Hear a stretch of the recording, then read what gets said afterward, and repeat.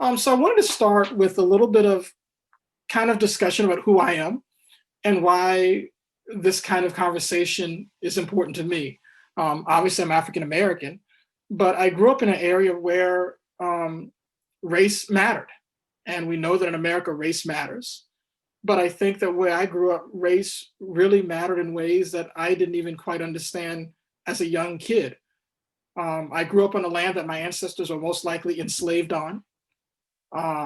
We ended up owning much of that land. That's a whole other story about how race and class and family and relationships are all complicated. But I think through that, it helped me to understand that race and slavery and how all these things play out in America is extraordinarily complex. And one of the difficulties that we have in talking about race is that it's very personal to us. If you're on land that your ancestors were enslaved on, and you're living perhaps close to the people that enslaved, the descendants of the people that enslaved you, and you are probably blood-wise kin to the people who enslaved you as well, there are probably going to be complexities that exist all over the place. And that's what race does to us. It's difficult to understand because it talks about who we are and what happened. And yet at the same time, it's hard to extrapolate ourselves from it because it is who we are. And so the messiness of history, the messiness of the things that happen really is the messiness and the mess of who we are as individuals. And so as you think about these questions, and there have been 3 questions prepared, and then we're going to talk about each one of them, they really touch on who we are as a nation. I think that if we're unable to deal with race, if we're unable to talk and unwilling to talk about it, we're really unable to talk about America as a nation, because we can't understand America without understanding its relationship to race. And that doesn't mean that we discount other groups.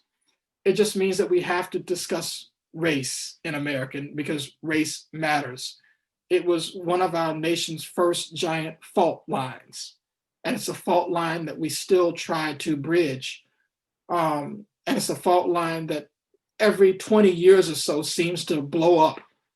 And I hate to use that word, but it does seem to blow up all across the land. And we're in one of those moments right now. We saw that during the summer, and we will continue to see it in my own mind. And so I think that I will close my opening comments with that. If you have questions about something about the opening comments, feel free to ask. Do you want me to answer the first question or for that to be asked to the group? How is that going to be done?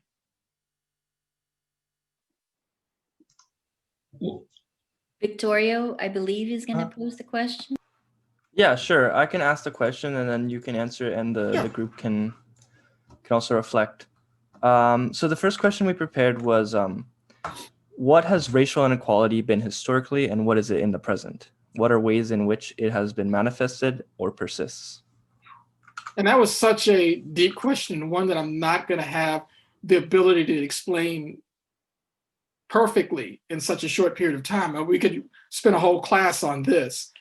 But in reality, when we talk about racial inequity, and I'm going to talk specifically in regards to the African American experience, we have to look at the relationship of slavery and what slavery to African Americans did from roughly 1619 up until 1865, and then the consequences of that as America moves from being a nation with slaves to a nation with unfree people, dealing with the complexities and its relationship to race through the Jim Crow era.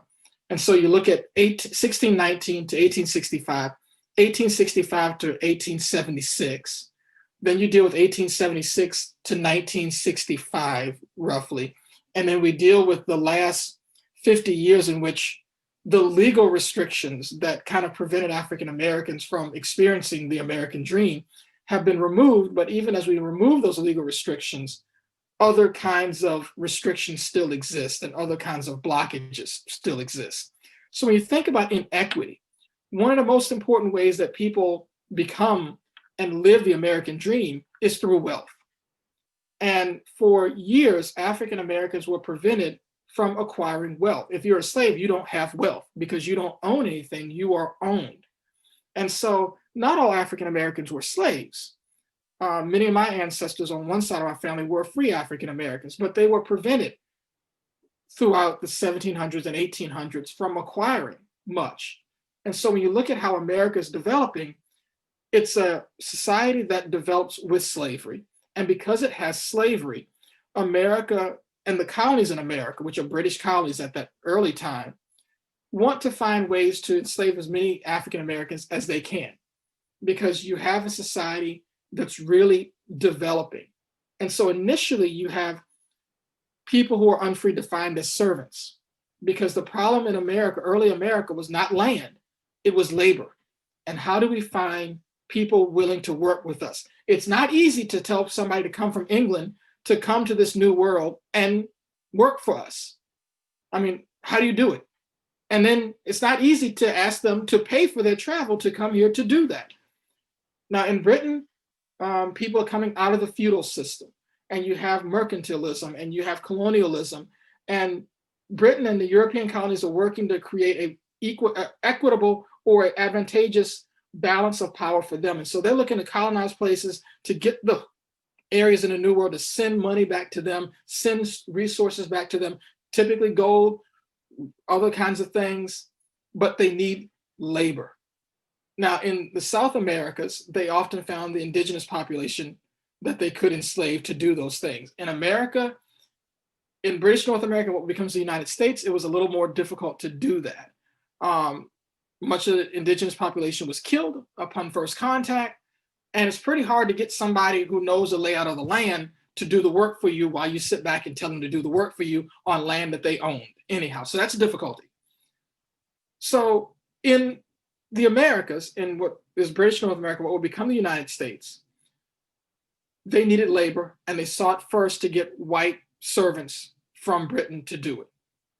And so they would pay for their travel to come over here, and for the payment of their travel, they would ask them to spend 5 to 7 years as servants.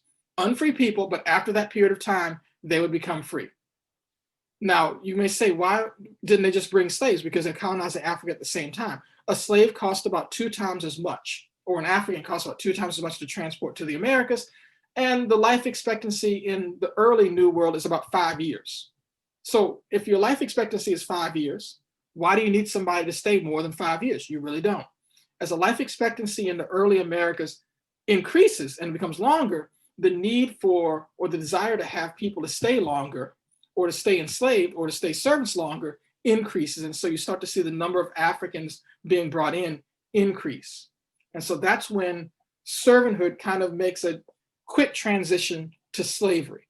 And so as you want that labor, the colonists are looking for ways to extend people's terms as labor and race, because the Africans are coming and they don't have a mother, they have a mother country, but their mother country is not kind of in their background, is not kind of in their favor.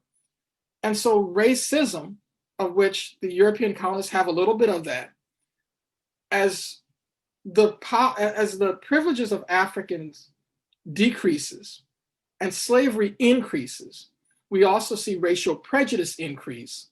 And at that time, we start to see the laws against Africans or African peoples in the Americas become more torturous towards them. And so preventing ways for them becoming free becomes one of the ways that they're dispossessed. For those who become free, keeping them from transferring wealth becomes another way. Special taxes on Africans even who are free is another thing. So Black women in Virginia were taxed, white women were not. So there were historically, from the early 1600s up through the 1800s, taxes on Black people that white people didn't have to pay. And then you have kind of not just the transference of wealth, but you have the transfer of status. And so laws such as the child takes the status of a mother. If the mother is a slave, which is only for a Black woman, then the child becomes a slave. So a free Black man could have children, but those children may become slaves depending on the status of the mother. So when you think about racial inequity, think about wealth and how for 200 years, African Americans were completely prevented from acquiring wealth. And even if they acquired wealth, it found it difficult to transfer that wealth. Now, when slavery is over, you have black codes, which were really codes that were already in existence against free African Americans, just transferred to 4 million additional people who were coming out of slavery. And then even as we move to the 20th century, you have laws preventing African Americans sometimes from living in certain places, sometimes preventing them really, or not just laws, but mores or norms of an era preventing African Americans from getting loans. And then you sometimes have the federal government involving itself in preventing African Americans from getting loans, particularly during the Great Depression era. And so all of these things kind of work together to kind of prevent African Americans from having an equal pathway to acquiring the kind of wealth that many other Americans enjoy. And so when you think about it today, African Americans have about 1/10 of the amount of wealth as white Americans. So when you think about every $10 that white Americans have on average, African Americans have about $1 to that. And so when you think about how you transfer that wealth, that's generational. Most wealth is transferred by generation. And when you think about that, if you don't transfer wealth, then you end up in more debt to acquire that wealth or to acquire anything. And so if you think about African Americans, today they have really high levels of debt, high levels of college debt, et cetera, et cetera, et cetera. And that's as a result of the racial inequities that have existed for African Americans from the 17th century up through today. That's a long answer, but it's a pretty deep question. I hope that I was able to do that. If you have questions, feel free to ask. Thank you, Dr. Lattimore. Our next question for you is that in the US, we have a deep history of many demographics experiencing injustice, those including gender, sexual orientation, or class, and it can be difficult to understand the depth of the struggle in terms of race when your own community has experienced hardships. Mm-hmm. How can we detach ourselves from our own experiences and begin to understand the unique struggle for people of color in America? And also, how do we begin conversations about this issue when we know it can quickly escalate into an uncomfortable situation for both parties? Another deep question, one that I'm looking forward to kind of discussing. I think for me, as a historian, it's always important to recognize that different groups have different experiences. And that's the beauty of America, is that we come from many, from many should come one. But for that to happen, we have to understand the many to get to where we start to work together. And in doing so, it requires that we really examine our relationship with individual groups. And I think one of the things that I have problems with is that it seems that recently we tend to want to say all groups have similar experiences and we link our experiences to everybody else's experience. But in reality, sometimes experiences are just so difficult, we can't, or different, it's not even relatable. Now, that doesn't mean that we're minimizing one over the other. But for example, my wife's experiences as an immigrant are extraordinarily different than my experiences, that I cannot understand the kinds of things that she went through as an immigrant. But I have a responsibility to listen. And so that's where that comes from. And I think for us, when we think about gender and orientation and all those other things, one of the ways that we can get beyond that is to recognize that there are individual obstacles that individuals face and that we face because of who we are. And then there are obstacles that some people face generationally. And we should always extrapolate the generational as different. If I'm a woman, if I'm a white woman, I still benefited from the privileges of whiteness, although I may deal with the restrictions of being a woman. So this is kind of where we deal with the issue of intersectionality, because you can have different parts of identity, but really and I'm not minimizing the experiences of a woman, but there are different experiences that sometimes happen to people by generation. And we should always recognize that if I'm dealing with something right now, we should always ask ourselves, is that a generational thing? Is that a psychological thing? Many African Americans, and probably Latinos, some Latinos who've been here for a long time, struggle with things that have been generational. passed on from their mother from their parents to their grandparents to others. And they may have had those things that have been restricted from them because of laws, not as individuals, but as people of a group. So I think that the first thing that we must do is to identify the issues of the individual groups, and then recognize that there are differences within that. And that kind of allows us a way to kind of recognize that, hey, just because I have oppression doesn't mean that I can't link with other people's oppression. I was just saying that I didn't grow up as an immigrant. I mean, African Americans, I even find the word difficult to say African Americans are immigrants, because an immigrant makes a choice to come somewhere. Whereas African Americans did not really have a choice, at least part of them didn't have a choice in coming here. But the reality is, what my wife faced is a different experience, one that I should understand. And I'm more of an American for understanding it, specifically in a time where there's been a lot of discussion, bad discussion about immigrants in America. But I can link with that experience. I think that even if you come from an oppressed group, when we deal with African Americans, you have to recognize, or should recognize, that the African American experience is a really special experience in America that is a long-term generational experience that has to be understood and extrapolated from other kinds of issues of prejudice that other groups face. The Native American experience is a similar kind of thing. And it doesn't, if we cannot do that, then I think we're at a problem in understanding who we are. In the same way that if I look at my wife, I have to understand her experience, even though it's not an experience that I have. So basically, empathy, understanding, and communication, and recognize that even if I have problems, that's not everybody else's story. Different people have different stories, and as individuals, it's our responsibility to understand those different stories. Thank you so much for that answer, Dr. Lattimore. Our third and last question for you tonight would be, especially this past year, we have seen and learned a lot about racial inequality, or inequity, as you were mentioning. And we feel passionate in creating a solution to this great systemic issue. However, a lot of times it feels like what we're doing is just talk.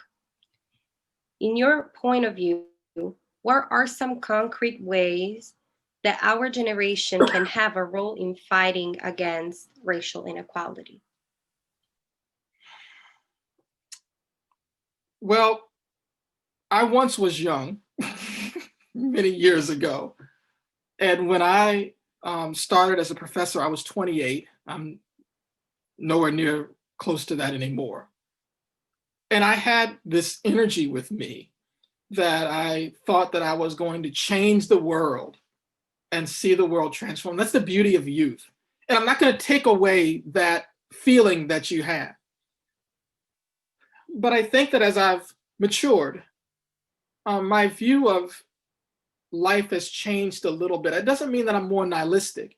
It just means that I think my goals have shifted a little bit. I now don't think about eradicating racism. I don't think that we're going to be able to get there. That doesn't mean that we can't do things to make things better. But issues of prejudice and racism, as a historian, they've existed throughout the existence of human beings in different kinds of ways. Class prejudice, those kinds of other hatreds. First murder was Cain and Abel, brothers. And so they were against each other. In a sense, that explains our racial issues, is that we're brothers, but we seem to be brothers and sisters, but we seem to be fighting against each other. And so I start to think more about attainable goals than just ideologies, and changing and communicating with people more than just talking at them. I'm not saying that that's how younger people are, but I think that in our society, you mentioned the word talk. We do a lot of talk in our society, but we don't do a lot of communication. Talk and communication are two different things.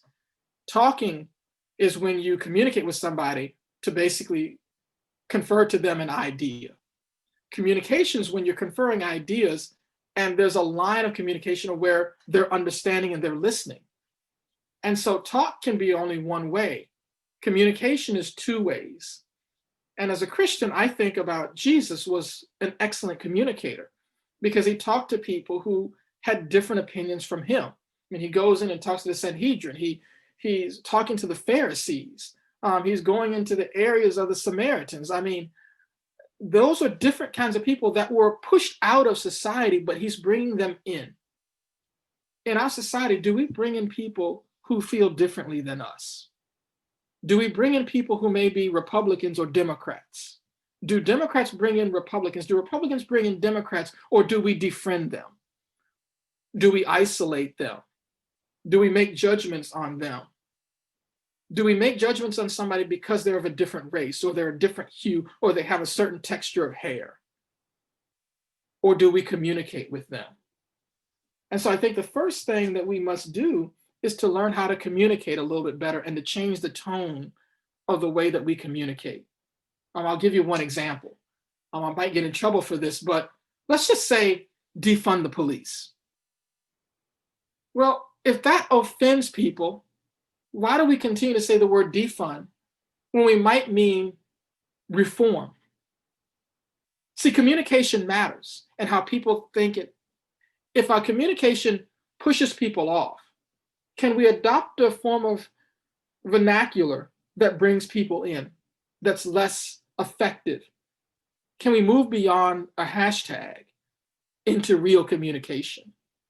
I would argue into discipleship, into ways that people may not agree, but you force them by your ability to communicate to listen to you. I'm teaching race, and it's hard sometimes. And I have to adopt different kinds of ways to reach out to my students. It's okay to use different kinds of language to get your point across. When I'm preaching at a church, some churches you can preach different kinds of ways, but you learn how to adapt because the message is the important thing. The message is more important than who we are. Racial injustice is more important than who we are. It's important to everybody. And so if we're committed to racial justice, we must find the ways of communication that really serve to bringing people in than pushing them out. Growing up where I grew up, there was a lot of race mess that happened. And there were people who were flying Dixie flags. I saw the Dixie flag so much, I thought it was the American flag because I saw more of that than I saw of the American flag. But I saw my father having to communicate with people that flew that flag because he had to survive. And I saw how they respected him still, but he had a way of communication because he never pushed out, he never pushed away. So communication over talk is one way of doing that. The second way, I think, is to learn how to use the past for our benefit and not as a whip. And I hate to use the word as a whip against somebody else. And I'm using this as a Black man. I can't go, growing up around the people who probably enslaved my ancestors, who also were my ancestors, the only whole thing there. Does that help if I go up to them and say, you enslaved my folk, you owe me something? Probably not. Now, we've never had these discussions, but I think we understand what's happening or what happened. If we just say, destroy that monument, get rid of it, gut it, but no communication about what it is, have we accomplished something? For me, the mission should always be communication. We can erase something, we can gut it, but do the issues still persist? And so adopting a kind of viewpoint of the past, viewpoint of our monuments, a viewpoint of how do we move forward, recognizing the past, understanding the past, and finding a way to put these things together so that we can move forward, I think is a better angle. I'm not saying that some monuments don't need to go, but I am saying if we just gut it and tear it down and pull it down in anger, do we really understand what we're pulling down? Or are we just pulling down something aimlessly. We're wandering aimlessly without a goal and a vision. And we say, well, that is going to make me feel better. Is it? The issues still persist because we haven't discussed them and we haven't moved forward with them. So we need to do that. And I think the third way is to seek a more excellent way. And this comes to my religious grounding. And I think about when we communicate, I think about the fruits of the Spirit and how the Apostle Paul talked about the fruits of the Spirit, which are really granted to us by the Holy Spirit as a way of creating community. If we are doing things that aren't in love, joy, peace, forbearance, faithfulness, and goodness, are we really moving towards racial justice? And so when we think about the people who disagree with us, or we even think about the people who we agree with, if we're not acting in those ways, then we're not having successful communication. And we're not going to be able to work with people if we adopt ways of the other side, which is anger and hatred and bitterness, selfishness. And we've seen too much of that in our society. We've seen people talk about immigrants in horrific ways. We've seen people in their politics only wanting to do things for themselves or to disenfranchise millions of people. But a more excellent way is to bring more people in. And so when we think about racial justice, I think we become better when we bring more people in than when we exclude and say that you can't understand this because you don't know me, you don't understand me, you didn't grow up like me. I think of a beloved community, as Martin Luther King talked about, bringing people together. And I think that the idea of the fruits of the Spirit, which doesn't even have to be a Christian way, when you think about those values, they're not just Christian values, they're universal values. If our leaders act like that, if our activists act like that, if our community leaders act like that, I think that's the way that we move to creating a society that we want and that we can enjoy together. Thank you so much, Professor Lattimore. This was very insightful, and really thank you for sharing all of that you had to give us tonight. We really appreciate that. Thank you for being with us tonight. Right now, we would like to move on to some experiences. So of people, we have two, Chris and Lisa, who would like to share their encounter with racial inequality. The first person I will invite is Chris Perez. Chris is from Mesquite. I'm sorry if I mispronounced that. Texas. That was perfect. Yep. All right, awesome. And he's a student at University of Texas, Arlington, studying mechanical engineering. Mm-hmm. And he has two brothers, one sister. He hopes to have a career as a test pilot for Bell Helicopters someday. Welcome, That was a Chris. really crazy introduction. That was insane. Thank you for that. No problem. Hello, everyone. I'm just going to share a quick story with you guys, something that happened to me when I was younger. Thank you for taking the time to be here, and I'm really happy to be here. It's exciting. So I'll start off with saying that I was 19 when this happened. I was really, really young, and I was with a girl. We went to the movies. The movie was awesome. I remember we wanted to spend a little bit more time together. So I live in Texas, so everything's flat. So I went to this parking lot where there was kind of like a long flat plane. You could see the sky, you know, trying to be romantic, 19-year-old kid. And I was out there with her. We were looking at the sky, talking, just hanging out. And it got a little late. It was like probably about 10 p.m. And we decided to take off. So we leave from there, and there was this tiny car wash that was around there that I had to kind of turn around from there. It was to get to the main road. It was like a really narrow alley. So we went through the alley, and just on the edge of the alley, there was a police vehicle there with no lights on. It was just an SUV, a police SUV. No lights on, no headlights on, nothing. So I didn't think anything of it. I just started driving by. And so I drive through, I get onto the main road, and the police officer flips the lights on. So I'm like, I'm going to get pulled over. but she hadn't actually driven off yet. So I was like, oh, I guess I'm okay. And I pull up into this intersection, and she's like, you know, she's tailgating me, like honking her horn, and she got on her little mic, her megaphone, and was like, yo, you need to pull over. So I was like, okay. I pull over, and I'm just waiting for her to get to my window. She walks over to my window, gets her flashlight on the window, and taps on the window.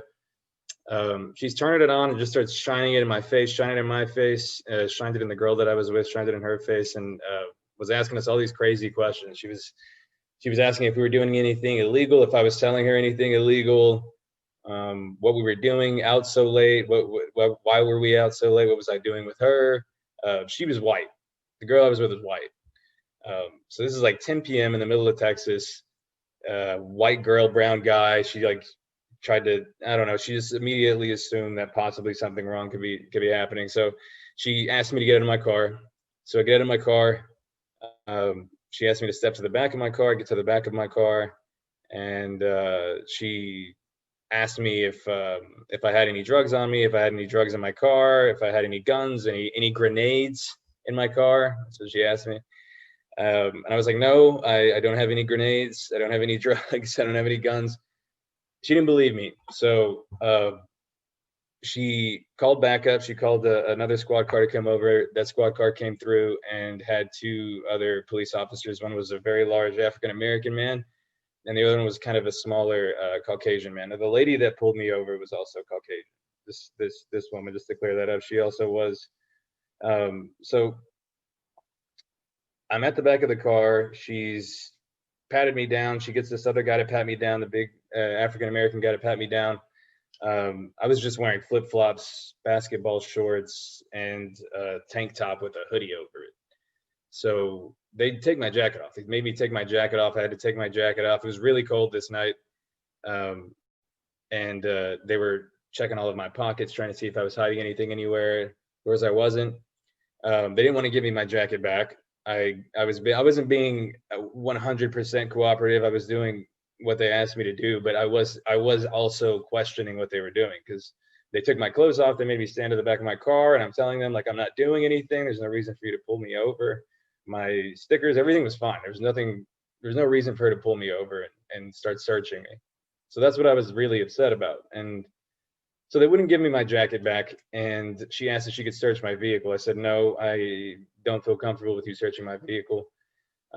She was like, well, you know, whatever, and got the guy to get my keys out of my pocket that were in my jacket, and they just opened up my truck.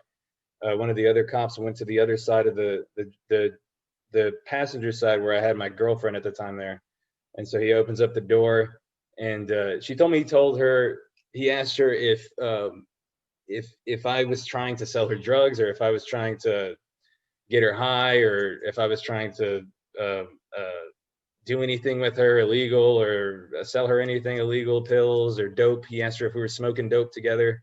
Like, it was, and so she was laughing. Like, she thought it was funny. She thought he was joking or something. So she starts to laugh, and he took that the wrong way. So he asked her to get out of the car too, and not politely. And he gets her to the back of the car and makes her stand outside in the cold with me. So we're both standing in the back of the truck, and these guys are just like, they're ripping apart my truck. They're tearing up the center console, throwing papers everywhere, lifting up my back seat folded up because there was some storage underneath. So they lifted that up and threw all of my tools out, all of my stuff just all over the place.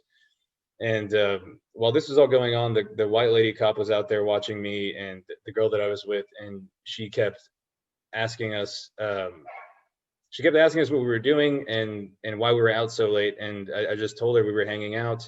We weren't doing anything illegal. We were literally on our way home. But I felt like I was being harassed by her. Like, I told her this. I said, I feel like you're really harassing us, because I told you that nothing was going on and nothing's happening, and you still decided to, to treat us like this. Like, I don't understand why. And you're not going to find anything. So I need your badge number. I need to know, so I could talk to someone and tell them that this happened. So she gives me her card, and she said she's sorry, that she didn't mean to make us feel like we were harassed or discriminated against. And it was really weird. It was really strange to me, because it felt like that to me. Like as much as she was trying to say sorry, it seemed as if the circumstance was just a little bit different, that it wouldn't have ended up quite like that. Like I was talking to one of my friends about this, and to me, I feel like if that night, if I was a white boy with a white girl and the cop pulled me over, she probably would have just sent me home and not checked my car. But since it was me and with a white girl, she decided there was probably something going on that wasn't right. So that's really all that I have. That was my story. It wasn't that crazy of a story, but it wasn't pleasant either. So. Thank you so much, Chris, for sharing such a personal experience with us. We really appreciate it. Right now, I would like to move it on to Lisa, pass it on to Lisa Mishraky. Lisa was born and raised in Cairo, Egypt, and currently lives in Brooklyn, New York. She works in public policy, focusing on efforts to achieve a more racially, economically, and socially just society. Thank you for being with us, Lisa, and hi. Hi, how are you? Thank you all for creating this space, for asking these very important questions, for sharing the experiences, and also special thank you for Professor Lattimore. You shared a lot of information and gave great insights in a very short period of time. And that was awesome. So I'm going to share an experience that I had in college, which was a while ago, not too long ago, but it was a while ago. So I went to a tiny liberal arts college in the middle of nowhere in Pennsylvania, basically. It was surrounded by cow farms and Amish communities. And this was pretty significant for me because I had grown up and lived in cities for my life up until that point. So it was a bit of a culture shock, but I was really excited, for the change of environment and for a new experience. My college consisted mainly of white students, white faculty, and white staff.